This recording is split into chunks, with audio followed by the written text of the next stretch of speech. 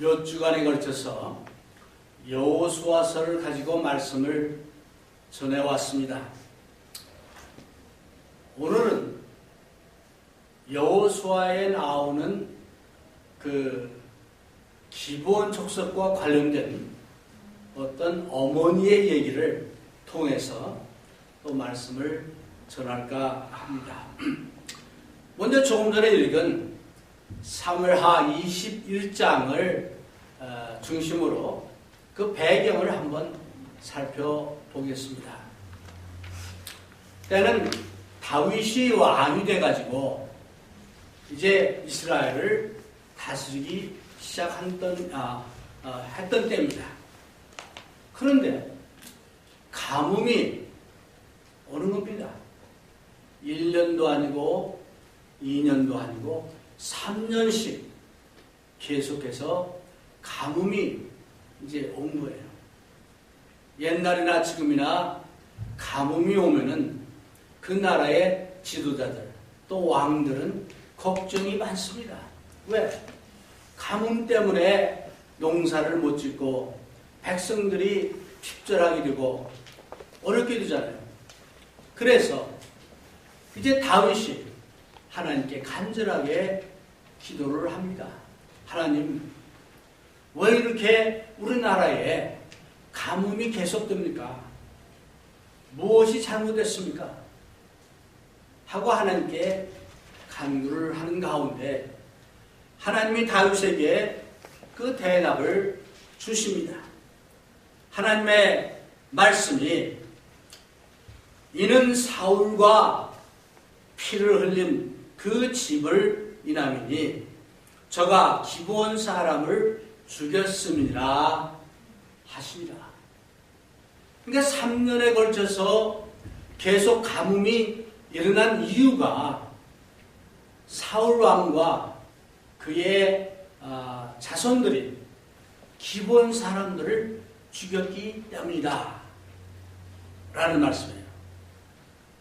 우리가 여호수아서를 공부하면서 이제 우리가 알았지만 기브온 사람들은 원래 이스라엘 사람들이 아니었죠. 가나안에 살던 사람들이었는데 이스라엘 족속들이 자기들을 이제 향해서 온다는 소식을 듣고 거짓으로 이제 속여가지고 여호수아와 이스라엘과 화친 조약을 맺습니다. 그래서 여호수아와 그 리더들이 기브온과 화친 조약을 맺으면서 하나님의 이름으로 우리가 너희들을 죽이지 않고 쫓아내지 않겠다 약속을 한 거예요. 그래서 하나님의 이름으로 맹세하고 약속한 그것은 지켜야 되는 거예요. 그래서 가나안족을 이제 정복할 때도 기브온 사람들은 죽이지 않고 이스라엘을 섬기도록 한 겁니다. 그렇게 400년이 지났어요. 그런데 여기 하나님 말씀이 그 기브온 사람들을 사울과 또 그 자손들이 피를 흘렸다, 죽였다. 성경에 보면은 피를 흘린 자는 반드시 피를 흘리게 되어 있습니다. 죽이라고 했어요. 그러니까 피를 흘린 그 장본인들 사울과 그 집사람들을 이제 죽이게 되는 그런 과정이 그 다음에 나옵니다. 2절에 보니까 기브온 사람은 이스라엘 족속이 아니요 아모리 사람 중에서 남은 자라. 조금 전에 말씀드렸죠. 이스라엘 족속들이 전에 저희에게 맹세하였거늘 사울이 이스라엘과 유다 족속을 인하여 열심히 있으므로 저희 죽이기를 꾀하였더라.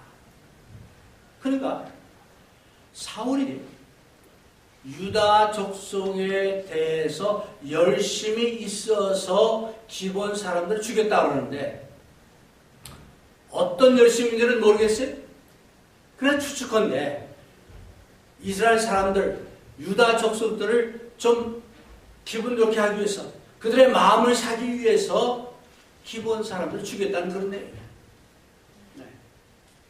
그래서 이제 그때 사울이 또 그 자손들이 기브온 사람들을 죽인 것 때문에, 기브온 사람들의 피를 흘린 것 때문에 하나님께서 그것을 기억하시고 가뭄을 3년씩이나 줬다. 그런데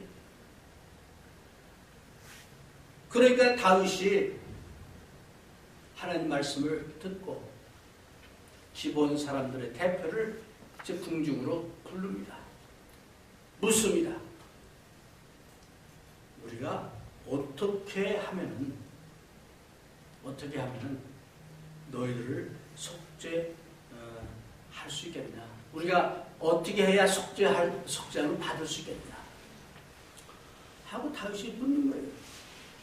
그러니까 4절에 보니까 기브온 사람이 대답하되 사울과 그 집과 우리 사이에 있는 은금에 있지 아니하오나. 무슨 얘기입니까? 어떻게 속죄를 좀 받을 수 있겠냐 하고 다윗이 이제 물으니까 왕이 그러면 한 1만 달란트 주십시오. 1000달란트 주십시오. 이 돈을 요구하면은 다윗이 주려고 했는데 돈을 요구한 게 아니에요. 그게 아닙니다. 네. 이스라엘 가운데서 사람을 죽이는 일은 우리에게 있지 아니하니다. 그러면서 그 기브온 사람들이 요구하기를 5절에 우리를 학살하였고 우리를 멸하여 이스라엘 경내에 머무르지 못하게 하려고 모한 사람의 자손 7을 내어주소. 그러니까 그 돈도 아니고 어떤 축복을 빌어달라는 것도 아니고 또는 그 기브온 사람들이 자자손손 이스라엘의 종노릇을 하면서 물을 깃고 장작을 패는 일을 했는데 그 노예를 좀 해방시켜달라. 이것도 아니고 우리를 죽인 사울의 자손들 7명을 주십시오. 그럼 우리가 그 7 사울의 자손들을 목매달아 죽여서 이 속죄하는 것을 하겠습니다. 라고 한 거예요. 다윗이 여기서 결정할 때 여기 보니까 6절 하반절에 왕이 가로되 내가 내어주리라 하니라. 하나님께 물었다는 말은 없어요. 다윗이 어떻게 결정했다는 말도 없습니다. 근데 어떻든 그렇다면 그 7명을 사울의 자손 7명을 내어주겠다 라고 얘기합니다. 사울에게 그 원래 아들이 넷이 있었어요. 정실 부인 사이에서. 그런데 3명은 그 아버지와 함께 블레셋과 전쟁할 때 전쟁터에서 죽었어요. 하나 남았던 25셋은 또 그 후에 사울이 죽은 다음에 그 사울의 전에 장교였던 2 사람들이 배반해가지고 그 목을 잘라 죽였습니다. 4 아들이 죽었어요. 그리고 이제 첩을 통해서 2 아들이 남아있는데 그 첩을 통해서 난 사울의 2 아들하고 사울의 딸을 통해서 난 아들 그러니까 손자죠. 손자 5명. 이렇게 해서 7명을 내주게 됩니다. 결국 이 일로 인해서 그 기브온 사람들이 사울의 자손 7을 데리고 다른 데도 아니고 사울의 고향에 가서 그네들을 목매달아 죽입니다. 그랬더니 사울의 첩이었던 니스바라는 이 여인이 죽은 그 2 아들, 다른 5명의 사울의 손자도 마찬가지겠지만 그 아들의 시체 앞에 가서 움막을 치고 낮에는 그 참 뜨거운 태양 아래서 이제 독수리나 또는 까마귀나 이런 것이 시체를 먹지 못하게 지키고, 밤에는 여러 들짐승들이 그 시체를 먹지 못하게 지키는 그런 일을 했다. 그렇게 나옵니다. 그 기간이 얼마나 되느냐? 보리를 처음 추수하는 그때로부터 비가 오는 때라고 했는데, 그 대강 그 처음, 그러니까 오순절 이전인가 3월 말이나 4월 초부터 한 9월 말 10월 초까지 우리가 볼 수 있어요. 그런 긴 세월 동안 그 시체 앞에서 움막을 치고 썩어져가는 그 시체를 지키고 또 울고 뭐 그런 그 리스바의 모습을 한번 상상하면서 오늘 말씀을 좀 생각을 해보기를 바랍니다. 이 리스바라는 여인에 대해서 성경이 다른 데는 얘기가 없어요. 어떻게 첩으로 됐고 어떻게 궁중생활을 했고 등등 없어요. 근데 여기 이제 등장하는데 한번 생각해 봅시다. 그럼 이 오늘 나온 이 본문 말씀을 통해서 우리가 배울 수 있는 교훈이 무엇인가 한번 생각해 봅시다. 첫 번째는 리스바는 어떻든 사울 왕이 살아있을 때는 그 왕의 첩으로서 모든 궁중의 특혜를 누리고 잘 살았을 겁니다.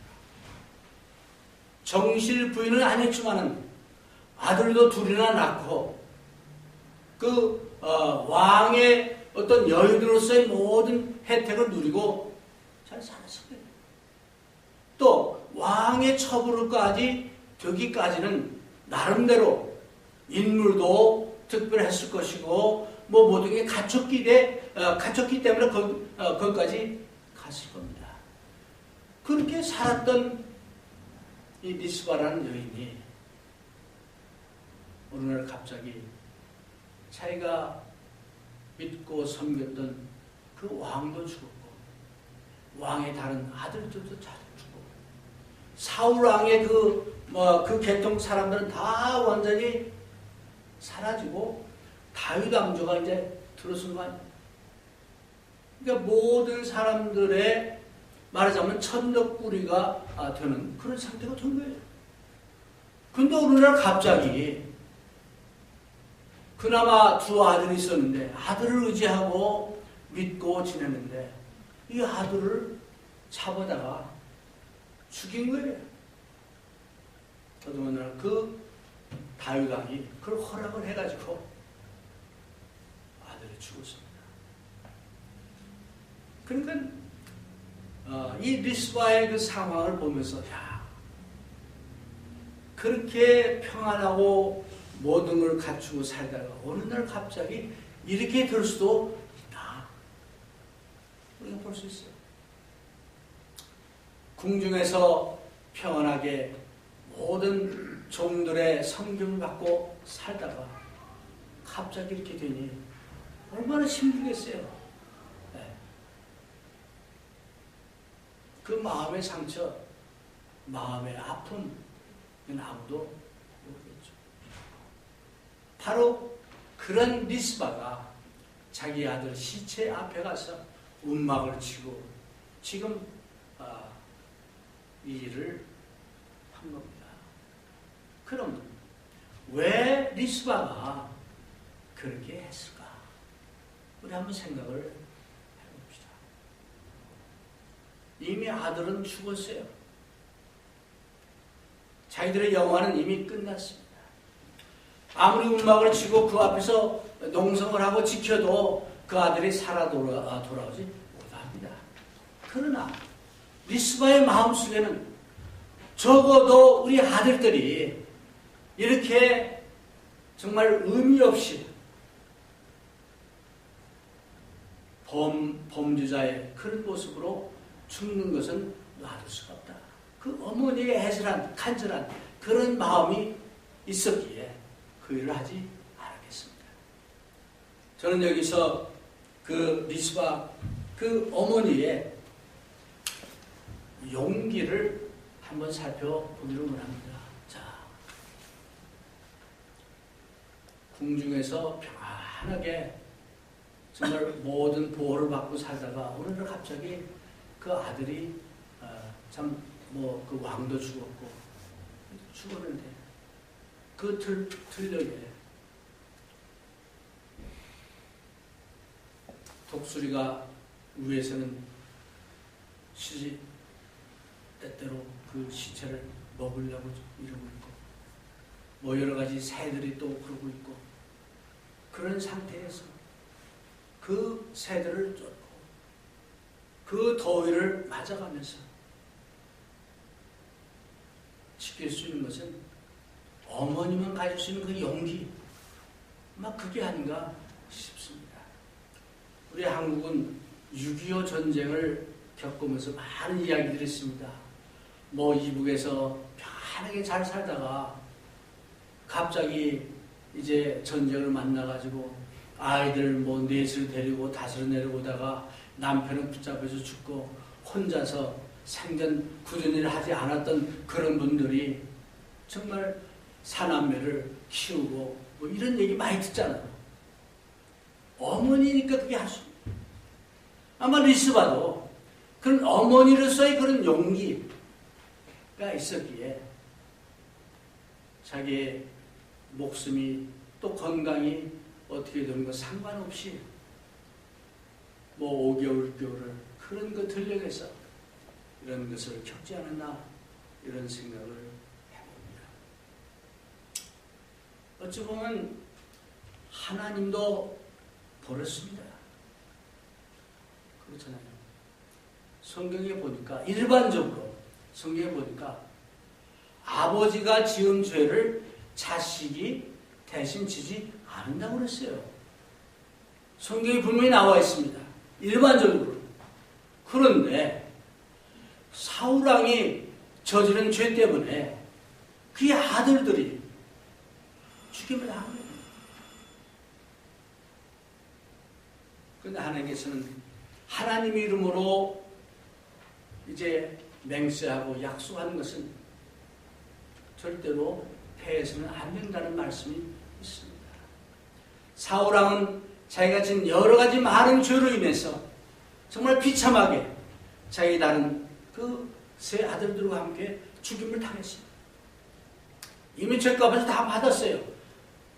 그럼에도 불구하고 기본적으로 죽인 그 피값을 그 자손들에게서 갚는 이런 내용이 나옵니다. 리스바 입장에서는 하나님이 자기를 버린 것으로밖에 받아들일 수가 없죠. 다윗왕 마찬가지로 이제 성경에 보니까 이제 죽을 죄를 지은 사람은 나무에 매달아 죽였다가 해가 지기 전에 그 시체를 내리게 돼 있어요. 그래서 장사를 지내게 돼 있어요. 그런데 이 아들들은 그냥 거기 둔 거예요. 이것도 어찌 보면은 정상 보통 하는 일과는 다르게 한 겁니다. 억울한 거죠. 그러나 이 리스바는 그럼에도 불구하고 자기 사랑하는 그 아들의 억울한 죽음, 아들의 그 죽음을 애통해하며 어떻게 그런지 이 아들의 죽음이 헛되지 않게 하기 위해서 자기가 할 수 있는 그런 일을 한 거예요. 그런 용기, 이게 참 필요하다 이런 생각을 합니다. 오늘날 많은 어머니들이 자식들을 두려워한대. 바른 말을 하기를 두려워한대. 우리는 어머니의 강한 자식을 진짜 사랑하는 그 마음을 통해서 자식을 바로 인도하고 가르치고 해야겠다. 이런 것을 이 리스바에게서 배울 수 있습니다. 두 번째 리브가의 그 사랑을 한번 살펴봅시다. 우리가 뭐 다 아는 대로 어머니의 사랑은 조건 없는 사랑이고 무조건적인 사랑이요, 또 용서하고 또 용서하는 사랑이요, 아들이 아무리 잘못했어도 용서하고 또 어떻게든지 잘되게 하기 위해서 하는 사랑이 어머니 사랑입니다. 리브가가 이미 죽었지만 그 아들들의 시체를 위해서, 사는 아들도 아니고 이렇게 하는 것은 어머니 사랑 때문에 하는 겁니다. 이런 모습을 통해서 우리는 하나님의 사랑을 다시 한번 볼 수 있겠고, 예수님의 사랑을 다시 한번 느껴볼 수 있습니다. 고린도전서 13장에 보면은 사랑에 대한 여러 가지 말씀이 많이 나옵니다. 사랑은 오래 참고 온유하며 시기하지 아니하며 자랑하지 아니하며 등등 여러 그 사랑에 대한 말씀이 나오는데, 어머니의 사랑이야말로 가장 하나님의 사랑과 아가페적인 사랑과 가깝다라고 우리가 볼 수 있습니다. 이 리스바가 어쩌면 승산 없는 그런 일을 이렇게 했어요. 들짐승과 또 뭐 독수리나 이런 그 새들로부터 시체를 지키는 그 어머니의 그 마음 속에는, 그 바탕 속에는 참 아들을 사랑하는 어머니의 사랑이 깃들어 있는 것을 볼 수 있습니다. 5개월, 6개월 동안 그 들에서 일을 할 때는 엄청난 희생과 엄청난 노력이 필요합니다. 오늘 많은 부모들이 또는 어머니들이 자식들을 위해서 우리가 희생을 많이 합니다. 그럼에도 불구하고 원래 그 어머니들의 어떤 그 정신, 이런 면에서 리브가의 그런 희생과 이런 사랑이 좀 부족하지 않나, 이런 생각도 해봅니다. 어떻든 우리는 이러한 리브가의 정말 그 최선을 다해서 자기가 할 수 있는 그 일을 통해서 열심으로 했을 때에 나중에 보니까 다윗 왕이 사실을 듣고 그 시신을 끌어내리고 그 뼈와 아울러서 사울과 요나단과 그 다른 그 뼈를 같이 해서 장례를 정식으로 치러주는 그런 내용이 나옵니다.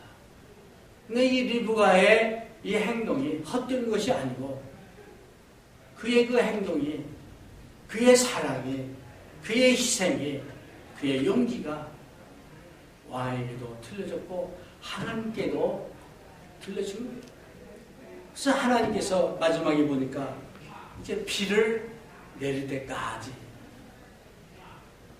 그래서 하나님이 결국엔 그 시체를 내렸을 때 기본 사람들의 그 마음도 다 이제 용서하게 하고, 또 그로 인해서 리브가는 이제 그 아들의 어찌 보면 원한을, 아들의 그 참 죽음을 헛되지 않게 한 게 아닌가, 이런 생각을 해봅니다.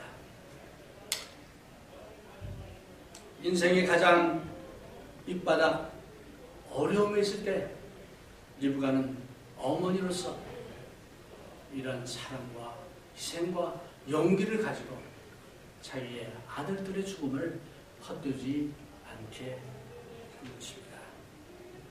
오늘 어머니날을 맞이해서 우리 어머니들 다시 한번 감사와 찬양을 드리고, 어머니들도 이 리스바의 용기를 통해서, 사랑을 통해서, 희생을 통해서 다시 한번 나는 어떠한 어머니가 되어야 할까 한번 생각하는 그런 계기가 되었으면, 그래서 이 말씀을 전해 드렸습니다.